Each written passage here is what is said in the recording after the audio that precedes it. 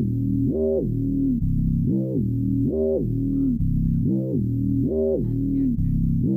some candy? I have come here to chew bubblegum and kick ass. I'm all out of bubblegum. Well, hello, Mr. Fancy Pants.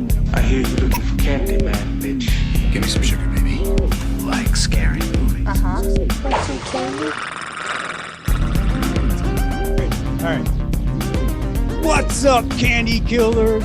Welcome back to another episode of Monster Candy Podcast with you guys floating the fucking ship of insanity. That is Monster Candy Podcast. And I am Screaming singer of the world's second greatest rock and roll band, the Memphis Murdermen. And with me, as always, is Oubliette Sparks, keyboardist for the band Tsunami Bomb, and the glue that holds that band together. Not Dominic. It's all Oubliette. Definitely not Dominic. It's not.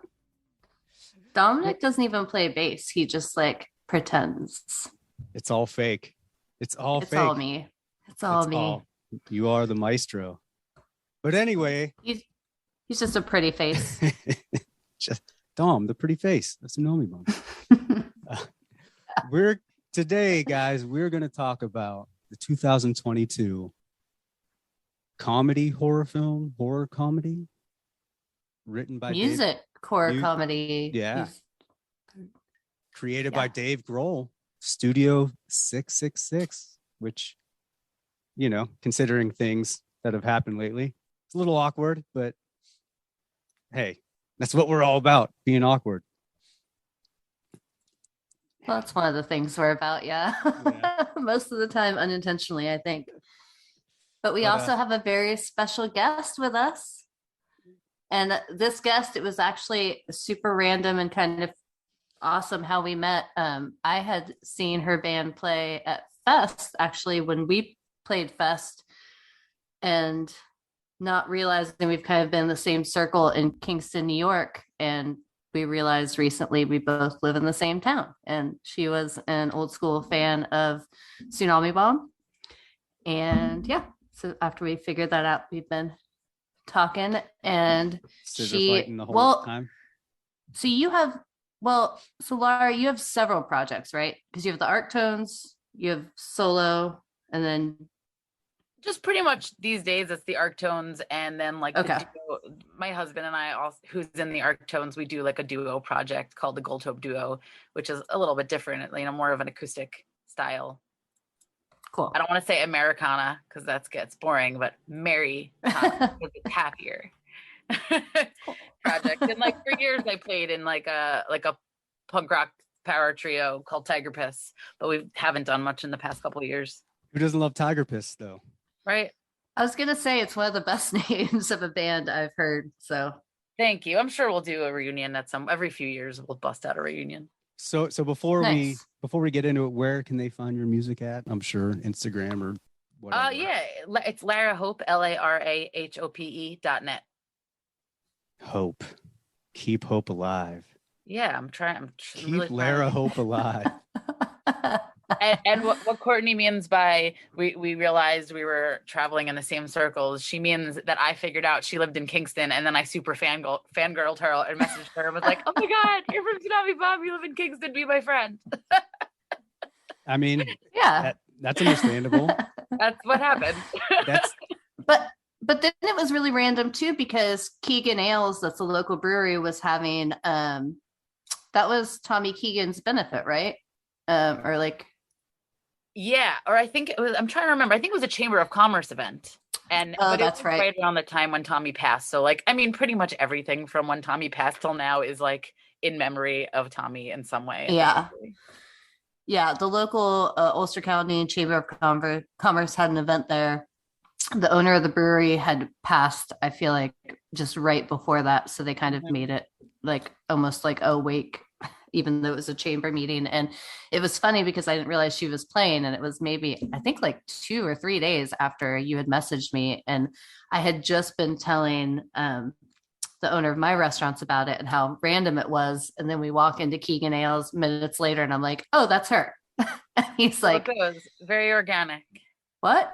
He's like, who you were just talking about? I'm like, yeah, on stage. That's her. And he was like, did you know she's going to be here? I was like, no, but that's, and it was funny because I think he thought I was full of shit because I do have the tendency to over exaggerate when you tell a story because you have to tell a good story. And then when you came over and talked to me, he was like, weird. You were telling the truth. I'm like, yeah, I told you. I love it when shit happens like that. Yeah. So Cool. It worked out. Well, thank you for thinking of me. I'm happy to be here tonight. Yeah, this will be fun. Of course. Yeah, we just had tea or coffee the other day, and it was funny because she mentioned this movie. So when E and I were talking about doing it, I was like, oh, perfect. There you go. Well, before we get into it, we should probably discuss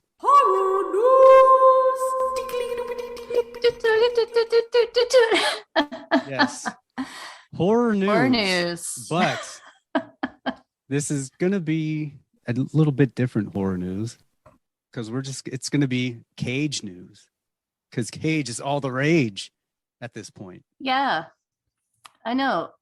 We were thinking about just doing what we usually do, but there's been so much Nicolas Cage news the last couple of weeks that I feel like it would be a disservice to not talk about him a little bit. It is. And I agree. And I mean, Dracula, we've got the first look. What do you think of his outfit? I mean, It's it's very Nick Cage. Very Nick Cage. A lot of people have been comparing it to the Joker from the movie Joker. You know, I don't know. It looks like it's going to be a fucking Nick Cage movie. And I mean, I'm done fighting it at this point. I mean, my favorite is the two pictures they posted. One is like he looks very concerned about his nails. Yes. And they're very long, and he's kind of walking and looking at them, which I can only imagine.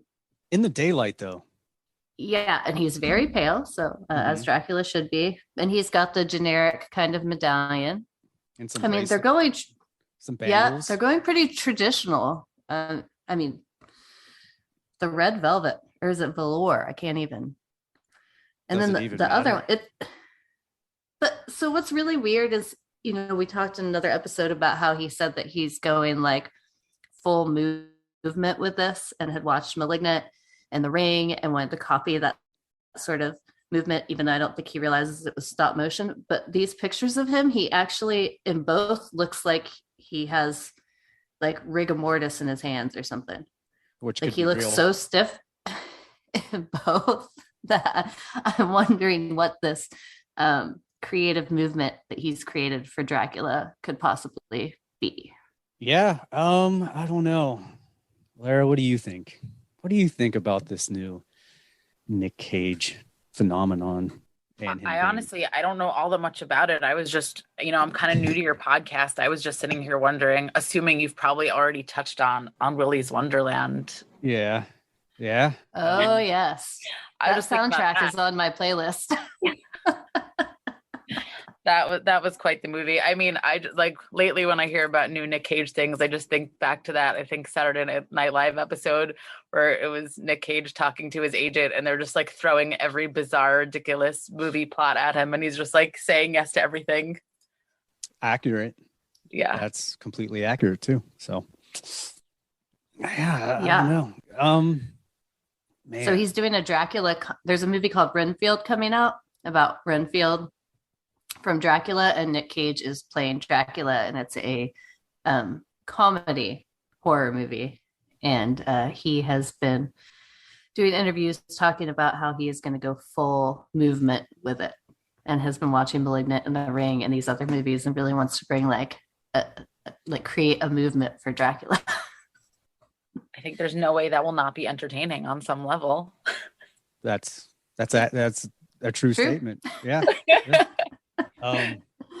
Yeah, man. I mean, I don't know how much movement. Well, what was that movie? The Ghostland movie that you couldn't finish.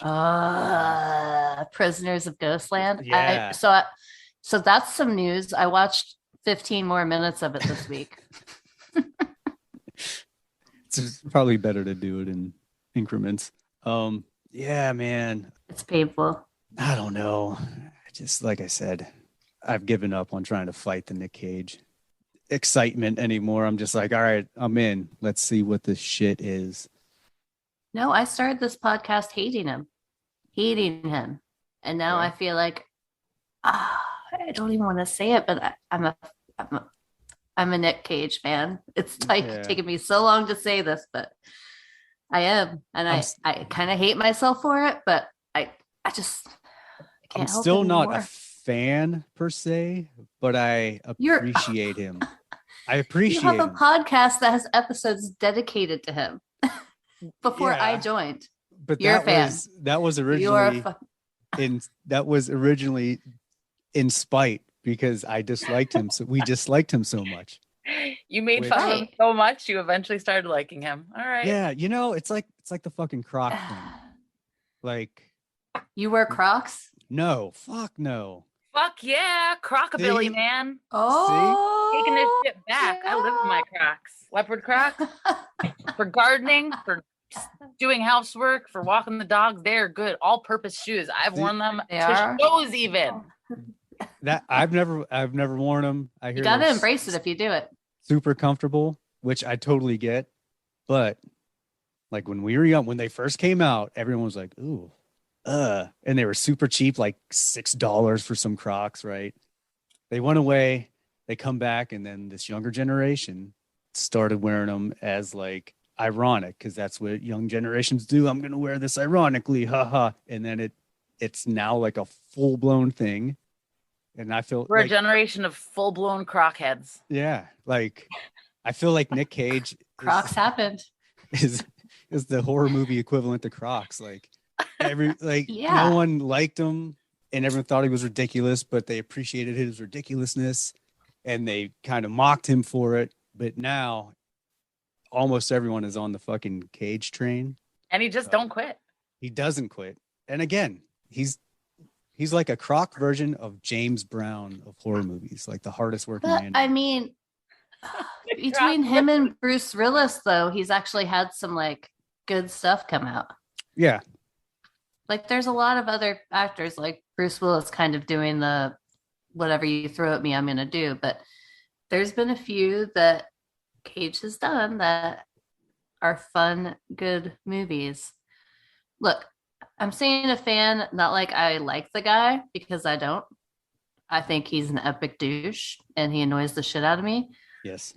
But I have an extreme appreciation for some of the movies he's been doing. That's what I'm saying. If we give him the right movie, like we've discussed many times, it's like if you give him a normal movie, a serious movie, like Color Out of Space, where everyone's playing one movie and then he's in Nick Cage's Nick Caging. movie. Yeah. And you're like, what the fuck, dude? Get on board with everyone else. But then you put him in movies like Willy's Wonderland or Mom and Dad, where it's or that fucking Mandy, which I didn't like, but that is Nick Cage at Nick Cage's finest. Yeah, but you focus a movie around him and he shines. So I can appreciate that, but especially when he has literally zero lines, like Willy's Wonderland. Yeah. That's probably the best my favorite. Yeah. Movie. One line. Just a lot of cracking soda cans going dancing, killing shit. So just him in the car when the young girl first comes up and like the way he looks at her in the sunglasses, it was just it's funny because I appreciate how long he probably took to develop these facial expressions that are just so fucking bad, but it fits so well.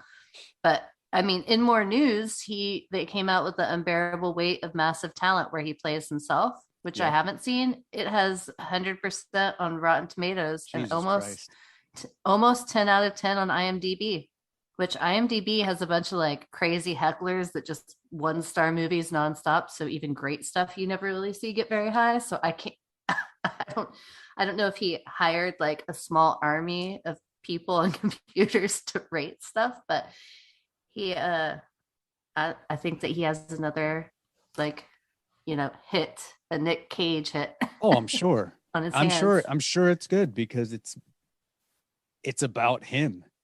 And the fact that he's playing himself, he's psyched on that. Yeah. So he's gonna Nick Cage it up, and it's going to be fine. So I don't know. Like, hey, man, keep doing what you're doing because you're killing it. I ain't going to be mad at his hustle. So fuck it. I'm still not really a fan, but I'm a fan of when he does something good. You're a Nick Cage fan. You just in a certain way. Yeah. Like I am in a certain way. Begrudgingly. You could be the president of Yeah. the like in denial Nick Cage fans. Yeah. It's gonna be like AA, but like in CA. Yeah. You know, it's like I fucking love booze. I love it, but I can't do it anymore. It's Yeah. kinda like Nick Cage. Except for is Nick like Cage. alcohol. Yeah. Like But being I don't- drunk. Yeah, I don't know. So yeah, But- I mean, I don't know. Well, do you have any Nick Cage news? No, I mean that's pretty much it. Because it's all been focused on that new movie he did in Renfield. So Well, and also he's been talking about how goth he is. yeah. He's been talking about how punk he is. He's been talking about his pet raven recently. Apparently, he keeps a raven. He's getting everybody ready for Dracula, you know. Oh yeah. And isn't he with child, right? I think his Yes. child bride is pregnant. Mhm. Yeah, we discussed. I'm that. sorry, his young adult bride. Yeah. Yes, young adult bride. But yeah, it's a Nick Cage world, Nicolas and we're all Cage, just man. living in it. It's true. He's living his best life right now. He's Everybody else got all fucked up in the pandemic and went through depression and all kinds of other stuff. And Nick Cage is just like getting kicked out of fucking He thrived. bars in Vegas, getting people pregnant, marrying he 20-year-olds. He was already so far ahead of the fucking I've lost my mind game that when the pandemic hit, he was like, all right, now it's my time to shine. I'm already fucking crazy. So He's the only I one mean, left if that there- hasn't been Me Too'd. yeah. And if there was to be a king of the pandemic, I mean, I would surely be fine crowning Nicolas Cage as such. Yeah. I mean, he's It King seems Lizard appropriate. Person. King Lizard person, Nick Cage. Speaking of King Lizard people, I got to see Epstein's Island. I You mean, from a did? boat. Oh yeah, that's right. I did. In other horror news. Yeah, that was big time horror news. But I you went don't. to St. That's not a Thomas. movie. You mean real life. Yeah, real life. I went and celebrated my 40th birthday in St. Thomas, and I knew On the island. little, not there on St. Thomas and St. John, and I knew his island was near there. But what I didn't realize is you can just like see it from the U.S. Virgin Islands. Like it's right there, like Yeah. right there. And it was fucked up because I asked a few of the, like we chartered a boat for one of the days, and the first mate was a woman, probably a little bit younger than me, and I asked her just out of curiosity, like what people thought of the island or what they were saying about it. You know, like were there rumors or whatever? And she said a few of her friends worked there, and straight up they turned like what he was doing in there into the authorities for years, and everybody knew. It wasn't even a secret. They just kind of let him do whatever he wanted, and the police never did anything about it. God damn. Lizard people lizarding. They do. Yep. Drinking that adrenochrome. But anyways. Yeah. So that's all for.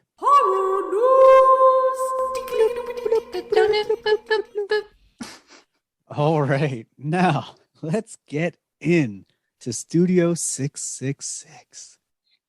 Or is it Studio 666 or 666? Whatever it is. This movie. We're going to get into it. Foo Fighters. Semantics. Dead drummers. Yeah. In the movie and in real life. So I just want to, I'm not one for believing conspiracy theories or starting conspiracy theories. I like hearing them, but I never believe them. But I would just like to really hope that Taylor is doing like an Andy Kaufman sort of thing right now. And because Studio 666 didn't perform as well as they initially thought, that he's faking his death to promote ticket sales. That is one good conspiracy theory. I'm crossing my fingers. Man, I checked the news this morning. He hasn't come out yet saying he was lying, but I really think in the next couple days, we're going to find out that this was all just a media stunt, right? Let's hope so. Yeah. There is also, I mean, who am I not to make an inappropriate joke of current events when people die? Dave Grohl, 2 band members, 2 bands. Maybe it wasn't Courtney. Yeah. I was gonna say, like, in that movie, he was looking a little like alcoholic weight in the face. Maybe he did something. But maybe.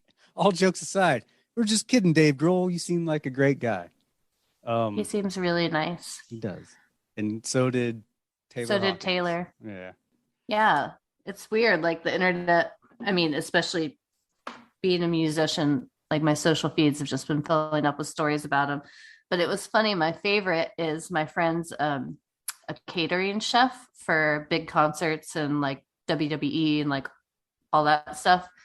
And she did 2 Foo Fighter tours, and she said that he was always her favorite because before everything was ready, he would come like busting through the door on his skateboard and just skateboard by and just take anything he would off the table and like kind of Bart Simpson it and be like, later, and like run off.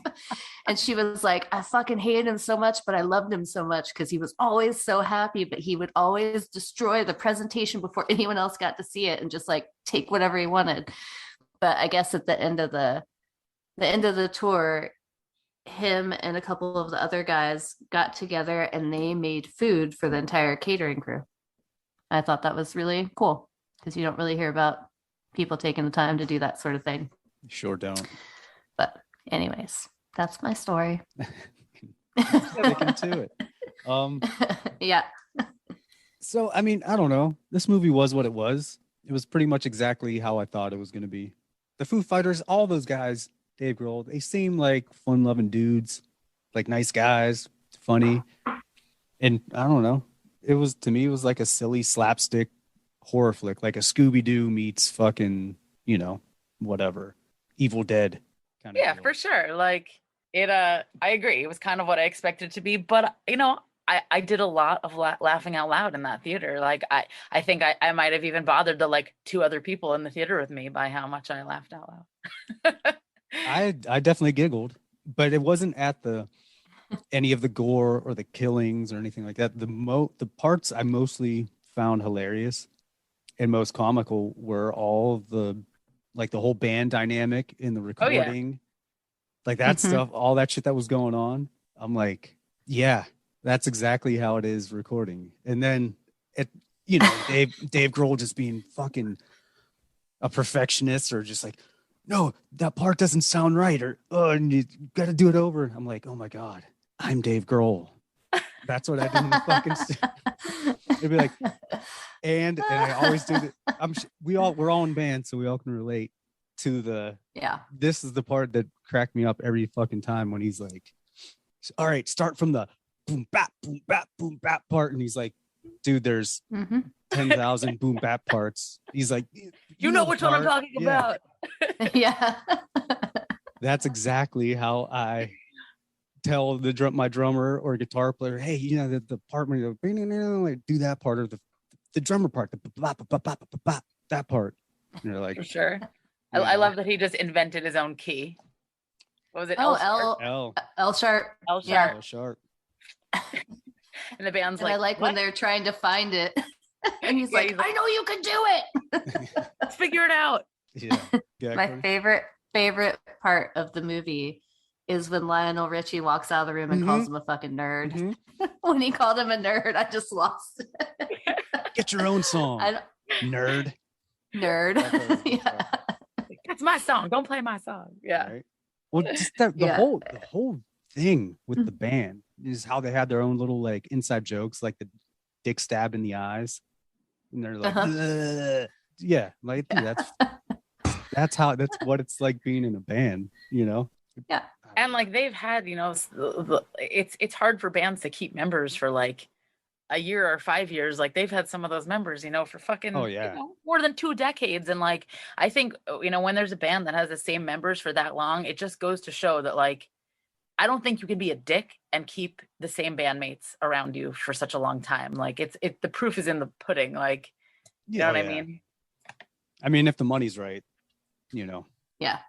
I mean, even that though, you know, how many super mega rich famous bands just like could not keep their shit together because they couldn't get along. Right. Like, just couldn't make it work. Yeah. This is very true.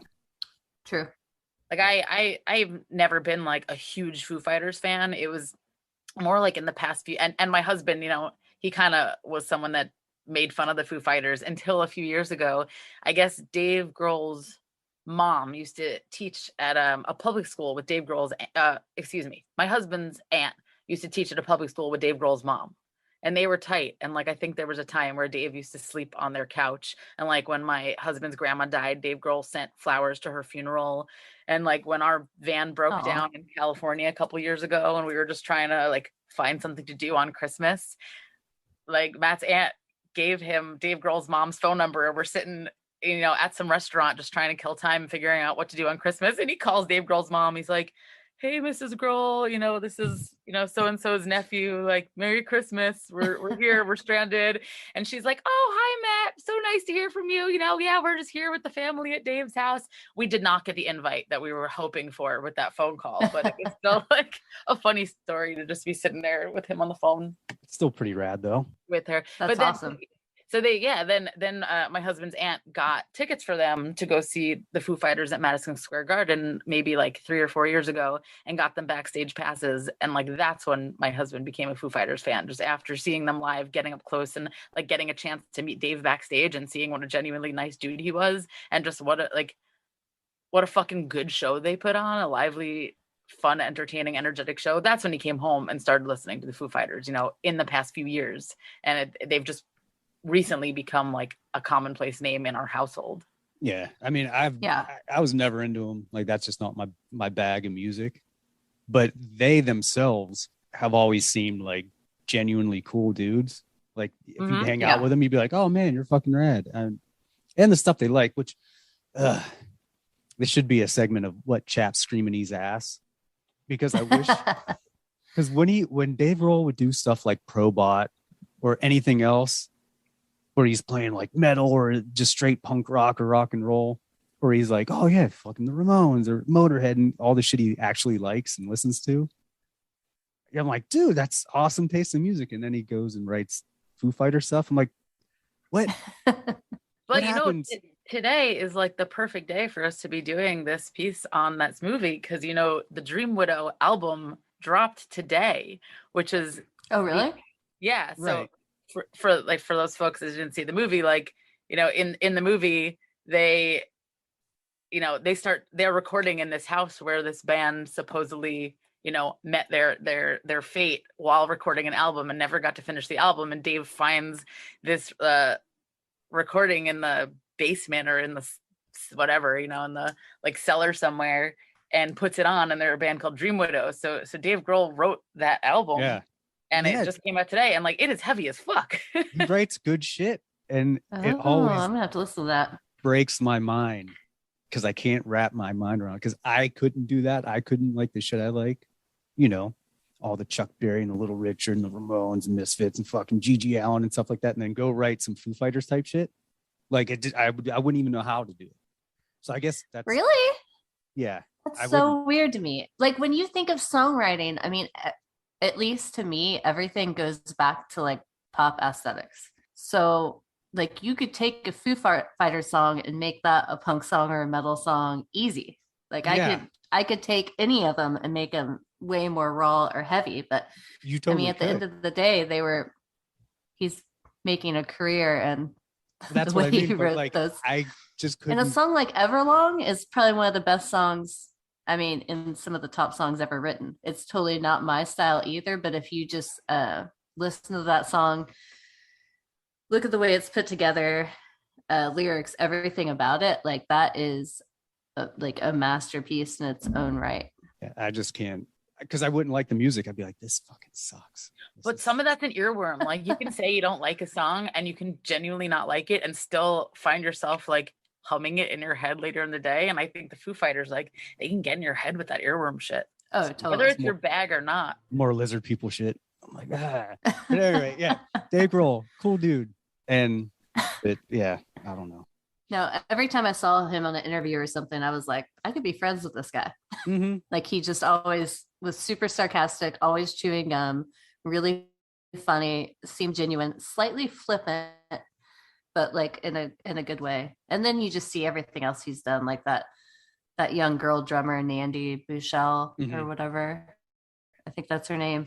Like the stuff they did together. It's just, I feel like that guy's done a lot of good in his life, which is nice because most people, I feel like in the music industry, maybe don't do a lot of good. Most people kill people in their cars, like Vince Neil. Yeah. Read the Motley Crue biography, and then David Grohl looks like a real nice dude. Looks like a saint. Saint Dave.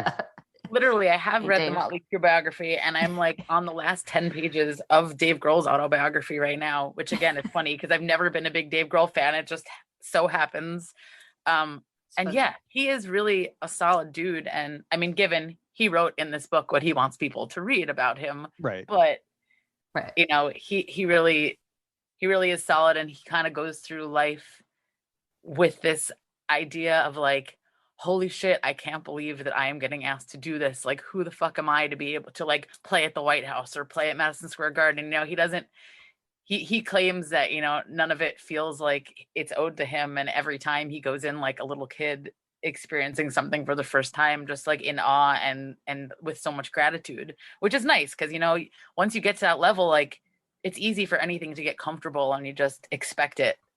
And, you know, to hear how much he really like still appreciates it. And even stories about, you know, even reading it in Dave's autobiography about things like he's on tour in Australia, and he promised, you know, his kids he'd go to the daddy-daughter dance, and he forgot the date, and it's like 2 or 3 days in advance, and his family reminds him, and he looks at his manager and is like, dude, we've got to push back this sold out show a day. And then he like charters a plane, takes a bus, runs 6 miles, you know, swims across the ocean, and like gets to his kid's school like right in time for the dance, like turns right back around, does that whole thing over again, gets back and does the show. Like plenty of people would not do that for their family when they have a sold out, you know. It was very endearing to read that. This episode is a total Dave Grohl appreciation episode. Because we're all like, oh my God, Dave's so great. Such a good guy. Which is true. At least he seems that way. Yeah. And I think that's probably part of the allure of the Foo Fighters is people, you know, I mean, well, part of the allure of the Foo Fighters is Nirvana, but beyond that, is you know, I think people see like the everyman in him, or see like the goodness in themselves in him. And in like Taylor too, you know, he had a pretty good reputation of being just like a decent, nice, cool guy. Like that story, you know, you just told Courtney. Yeah, I mean, they're all cool. They all seem pretty rad. And I just want to say Pat Smear was my favorite part of this whole movie. The worst actor by far. Worst actor. He cracks me up. But the best outfit, that green plaid V-neck sweater he was wearing in one scene, my husband started laughing because I was like, I want that sweater. He's like, I feel like you're watching this for Pat Smear's clothes. I'm like, kind of, like, there's some good sweaters. Yeah, he was very funny, like sleeping in the kitchen, always snacking, and just like he always had a smile, like a little bit of a smile on his face, even in the scenes where he's supposed to be scared shitless. I kind of love that. No, he's one of those guys that's been around forever, and he's just always him. Like Pat Smear is Pat Smear. He fucking he played in the Germs. He fucking, you know, all kind of crazy shit, and it cracked me up. Again, back to the band stuff. He gave the most genuine, like disgusted look when you're just getting asked to do the shit over and over again, or do something that you're just like, this doesn't make any fucking sense. And the dude's like, no, we have to do it. We have to, you just fucking do it. And he's just scowling at him like, ugh, God, you suck. I loved it. So again, probably not acting. Probably His best not moments were like, what's funny is, you know, especially in the beginning, like the timing and everything, it was just, you know, super cheesy. And the intro, it was some really bad acting. But when they it softens up through it. But when they're doing the recording scenes, super realistic, because you know that they've been there and they've done that. And they're like, they know that feeling. So it was very easy for them to evoke those emotions. Well, yeah, like I don't know who the Dave Grohl is in either of your bands. I would assume Oubliette that Dom is probably the Dave Grohl in the movie anyway. But it's, man, I just relate so much because it's stuff that, you know, when they're talking about the song, he's like, there's just something that's just not right. It's just not right. And it doesn't even necessarily have to be like the right note played the right way. It just has to have that right feel. Yeah. And no one else in the band hears it or gets it. And you're like, God damn it. No. We got to do it 1,000 more times. And then I'll know what it is when I hear it. When you bring in like the skeleton of a song, you know, you've already heard it in your head the way you want to hear it. And sometimes you can't find the right words to like, you know, to give across like a feel. You just have to figure it out until it sounds the way you hear it in your mind. 100%. Like that stuff was just cracking me up throughout the whole movie. And then it would get into like the Scooby-Doo, like, oh, let's run around and, you know, do whatever. I wonder what percentage of people that went to see this in the theater are musicians themselves. I bet it's a lot. It's a lot. I think if you're in a band, like you should probably see this movie just for that aspect alone, because you'll totally get it. You'll be like, yep, it's exactly how it is. And it would be even funnier for the people that have to deal with the Dave Grohl type characters that are like, oh my God, so-and-so does that exact same thing. And it's so fucking annoying. It's so annoying. I hate him for it. And then people throwing guitars and, you know, not talking to each other for a little bit, or, you know, mocking, you know, how fucking, what's his name? Shifty. Was that his name? Shifty? Yeah. Where he's out on the grill like, oh, Dave Grohl. Oh, yeah. You know, band members do that shit. You're like, that part was so funny. yeah. So yeah, it's relatable.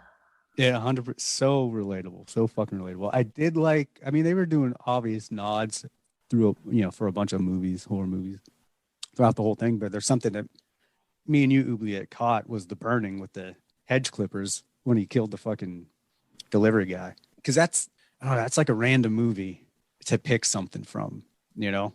So. Is it? Yeah. Yeah, I feel like not a lot of people talk about it or even know about it. At least before it was on Shudder, because I've like kind of seen it, you know, throughout the years, or like pieces of it, but I never actually watched the whole thing. But when it came on Shudder, I was like, what, you know? What's the movie that it was referencing? The Burning. Okay. It's an 80s movie, you know, but there's a part where it's that exact fucking thing. You know, you see the hedge clippers, and so I like that shit. Yeah, they put in a lot of nods. Who knows? The gore was interesting. Go on. Yeah, I would say, you know, it's streaming now. It'll probably become a cult classic in its own time. Oh yeah. I mean, it's a fun movie. Like, again, it was what it was. Completely what I expected. And I got to see it in an old church, which was pretty cool. Like in Woodstock, New York. Like probably built in like the 40s, I'd imagine. You know, hasn't been a church in a while. It's been a theater for a while, called the Tinker Street Cinema.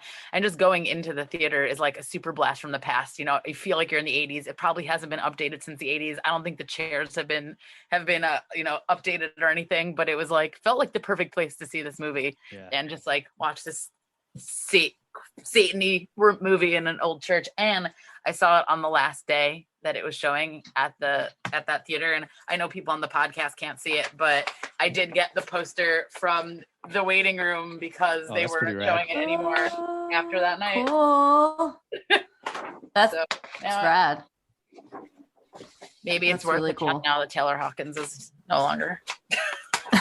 Too soon. I'm not going to sell it. I'm just kidding. I mean, depending on what people offer. Yeah. Perhaps she might. Whatever.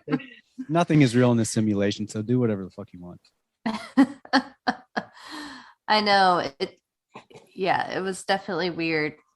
I watched the movie last night, so after I heard about him dying, so it was kind of interesting watching the death scene. But yeah, I also have really poor taste in general, so right. Well, Didn't really faze me probably as much as some other people, maybe. But I was telling Lara before we started that because people were fucking making a big stink about this movie. Oh my God, it's so funny. It's so fucking good. And usually when everyone's saying it's so good, I'm like, it's probably not that good. So I put it off, and then I decided, I was like, yeah, I might as well watch it. Like, all right, let's try and find it. So I put it on, and I posted a picture of it, and then people were like, dude, fucking homeboy was just found dead. I'm like, ooh, that's some weird timing, but luckily he's not really dead. He's just trying to sell more tickets to the movie. That would be amazing. Honestly, that would be brilliant and amazing. If I was famous, I would fake my own death.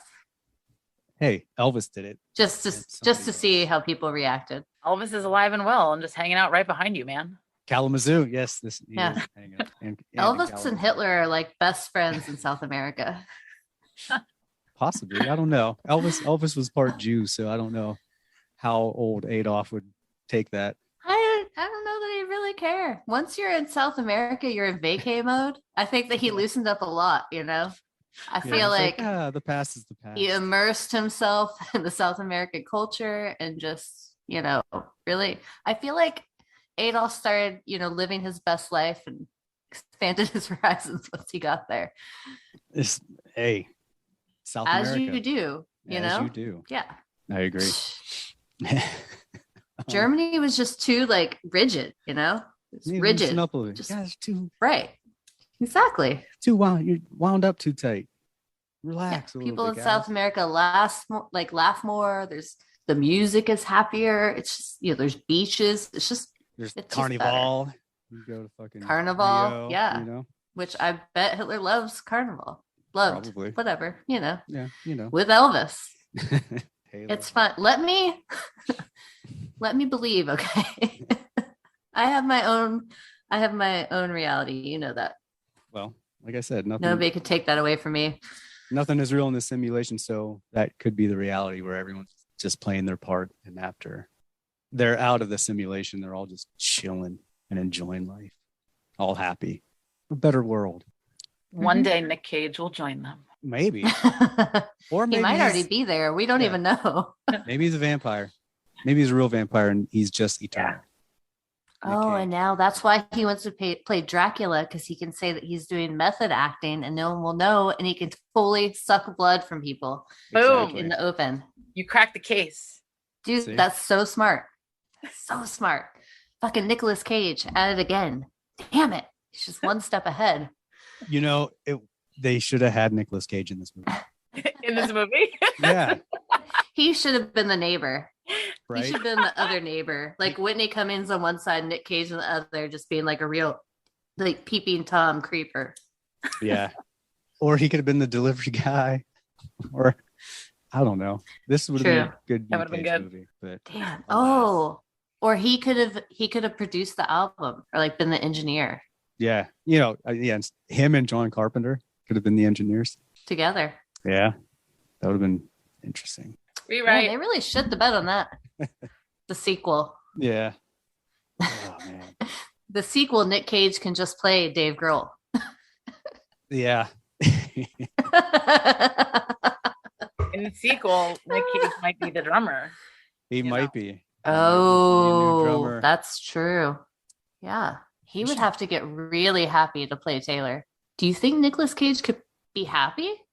What movie has he been happy in? I can't think of Nicolas Cage happy. It's so weird. Yeah, I don't know. There's a lot of silence right now. When I'm up at 5 a.m, not able to sleep, this is what I'm going to be thinking about tonight. I mean, in Raising Arizona, he was kind of happy when he got the baby, but that wasn't happy. That was panic kind of. That was relief, but he's never been genuinely content happy. And warm. Yeah. Think of Nicolas Cage is warm and happy. I cannot think of anything exuding warmth. No. Courtney, I missed it too, and I wish I had known about your interest in Nicolas Cage, because there was a Nicolas Cage costume themed birthday party at one of the dive bars in Kingston 2 months ago. I almost went. What?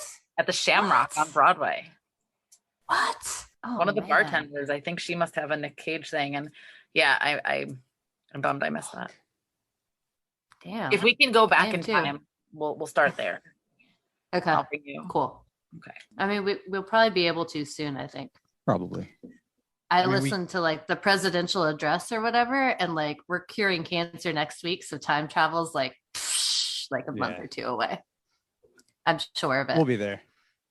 At least for the general America public. will found time travel, invent time travel. It's already here. We just don't really know about it. Yeah, it might already be. All right. America's great.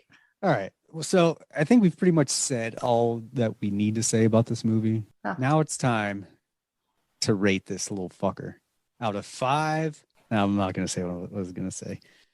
Say it. Say it. You have to now. Do it. Do it.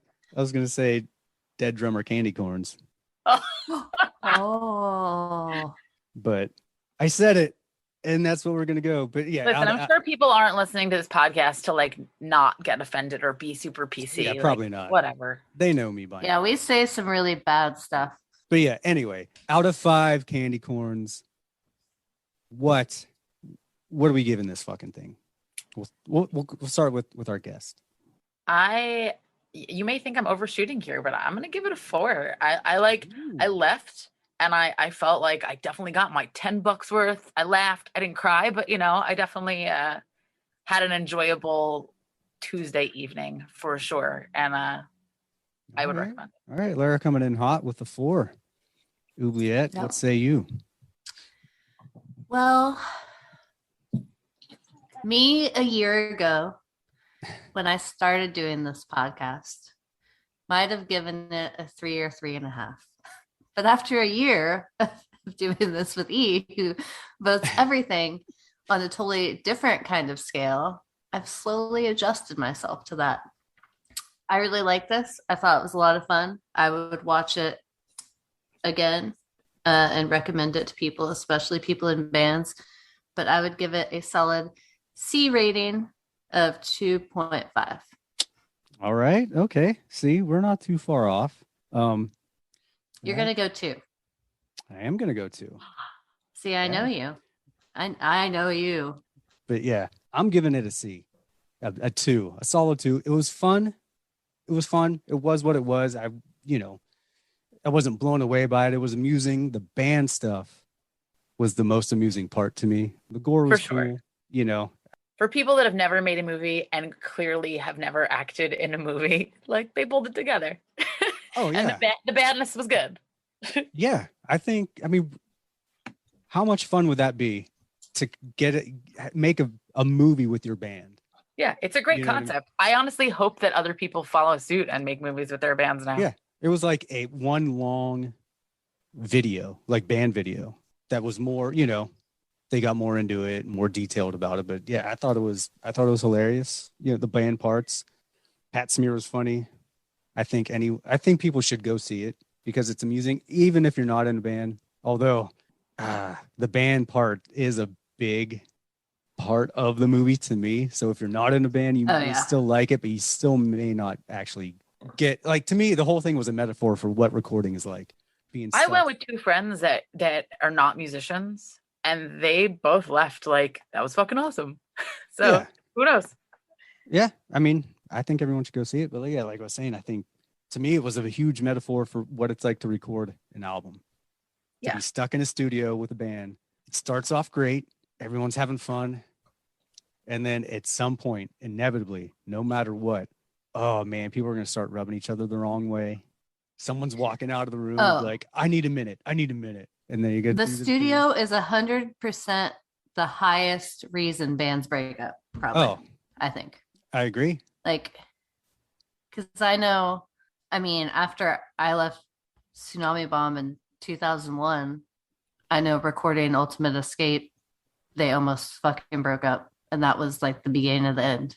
That recording process just like completely fucked them up. Yeah. And we've all been there. So I'm like, yeah, man. Because I was trying Okay. Sorry. I was trying to do some research today to figure out whether on that Dream Widow album that came out today, that's supposed to be the soundtrack from the band and the movie, if it was all the Foo Fighters. Because good for fucking Dave Grohl for like really taking it that next step and like not just doing the movie, but actually putting out a companion album. But I don't have an answer because I didn't read enough about it, whether that is actually all the Foo Fighters recording that, or that's just Dave himself, or if it's Dave and other people. I'm not sure. Yeah, I would I'm interested, assume. though. I would assume it was probably Dave and Taylor, just because they were super close, and Sure. he was a really good drummer, and was very Dave Grohl. He was a good singer too. Well, yeah, they look like brothers with their They teeth do. and facial They do. structure. I used to think that all the time. Like they look like they're related, but Maybe he cloned himself to make Taylor, and Taylor was never really a real person anyway, so we don't have to be sad. I like your optimism, Oubliette. You're really trying to find a way to bring a silver lining to this. Conspiracies tonight. Yeah. It's just ways of dealing with things, We Just all need create 'em. your own reality. It's easy. Yeah, but I think the averages out to almost a 3, which is a pretty high score for this podcast. It's enjoyable. I think people will like it. I think they should go see it. It's funny. It has the gore if you really love the gore. Has horror nods. The acting isn't great, but it's not supposed to be. And it has a lot of relatable stuff in it if you were in a band. So, with that being said, I think everyone should go fucking see this movie. Definitely. Yep. So Dream Widow is Dave Grohl and then Jim Rhoda, who's from Fireball Ministry. Okay. Rami Jaffe is keyboards. All right. So that's the Foo Fighters keyboard guy. Yeah. Yep. So it basically looks like it's the Foo Fighters and then Jim Rhoda. All right. Thank you for researching. See? Boom. Sure. Oubliette. All right. This is Monster Candy Podcast. We'd like to thank Lara Hope for coming on and doing Thank this with you. us. Thank you guys. This was awesome. I definitely wanted to get somebody in a band to discuss this movie. Yeah, definitely. You gotta have credentials to talk about Studio 666. Well, hello, true. Mr. Fancy Pants. All right, everybody. Thanks for joining us again. Give me some sugar. Deuces. Like scary. Bye. Want some candy?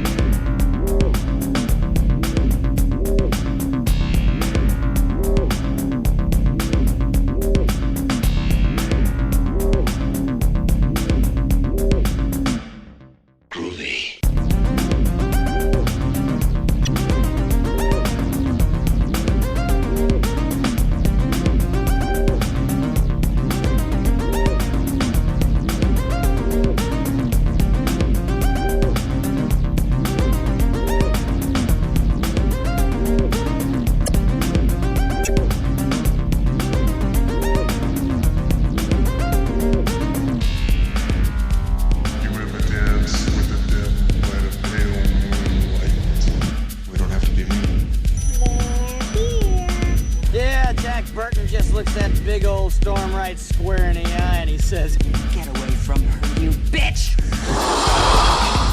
You're gonna need a bigger boat. Your move, creep. Listen to them. Children of the night.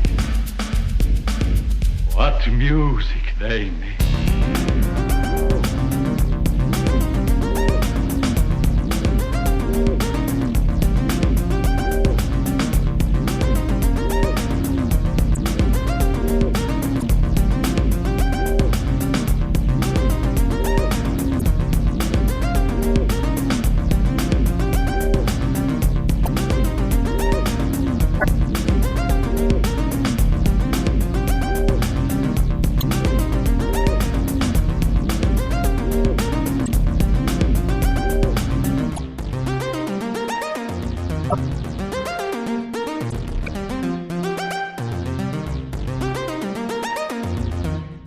candy?